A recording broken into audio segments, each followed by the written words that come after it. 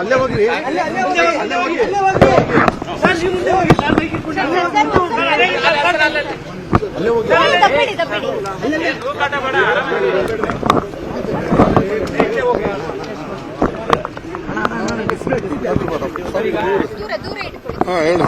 Sir, ಈಗ ಒಂದು ಯಾಕಂತಂದ್ರೆ ನೀವು ಎಐಸಿಸಿ ಅಧ್ಯಕ್ಷರಾದ ನಂತರ ರಾಜ್ಯದಲ್ಲಿ ಸಾಕಷ್ಟು ನಿರೀಕ್ಷೆಗಳು ಇರುವಂತಹ ಸಂದರ್ಭದಲ್ಲಿ ಚುನಾವಣಾ ವರ್ಷ ಆಗಿರುವಂತದ್ದು.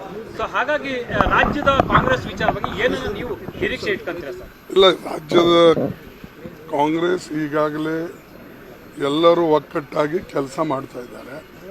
ನಿನ್ನೆ ಅದರ ಬಗ್ಗೆ ನಾನು ಪ್ರಸ್ತಾಪ ಮಾಡಿದ್ದೇನೆ ಮತ್ತು ಶಿವಕುಮಾರ್ ಅವರು ಮತ್ತು ಸಿದ್ದರಾಮಯ್ಯನವರು ಕೂಡ ಮತ್ತು ಬೇರೆ ನಾಯಕರು ಕೂಡ ಸ್ಪಂದಿಸಿದ್ದಾರೆ.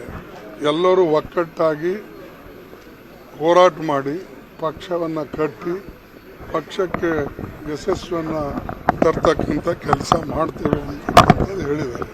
ಅದಕ್ಕಾಗಿ ಎಲ್ಲರೂ ಕೆಲಸ ಮಾಡುವಾಗ ನಾನು ಬಯಸ್ತಕ್ಕಂಥದ್ದಿಷ್ಟೇ, ಎಲ್ಲರೂ ಸಹಕರಿಸಿ ಪಕ್ಷಕ್ಕೆ ಒಂದು ಶಕ್ತಿ ತುಂಬಬೇಕು ಅಂತ ಹೇಳಿ ಸರ್, ಚುನಾವಣಾ ವರ್ಷ ಆಗಿರೋ ಕಾರಣಕ್ಕಾಗಿ ಇಲ್ಲ, ಅದನ್ನ ಪಾರ್ಲಿಮೆಂಟ್ನಲ್ಲಿ ನಾವು ಸರ್ವಾನುಮತದಿಂದ ಪಾಸ್ ಮಾಡಿದಂಥ ಅಮೆಂಡ್ಮೆಂಟ್ ತಿದ್ದುಪಡಿ, ಅದಕ್ಕೆ ನಾವು ಪಾರ್ಲಿಮೆಂಟ್ನಲ್ಲಿ ಮಾಡಿದ್ದನ್ನು ಸುಪ್ರೀಂ ಕೋರ್ಟ್ ಎತ್ತಿ ಹಿಡಿದಿದೆ. ಅದಕ್ಕೆ ನಾವು ಸ್ವಾಗತ ಮಾಡ್ತೇವೆ. ಸರ್, ಮತ್ತೊಂದು ಹೇಳಿದ್ರೆ ಸರ್, ಎಲ್ಲ ನಾಯಕರು ಕೂಡ ಸಣ್ಣ ಪುಟ್ಟ ವಿಚಾರಗಳನ್ನ ಬದಿಗಿಟ್ಟು ಹೋಗ್ಬೇಕು.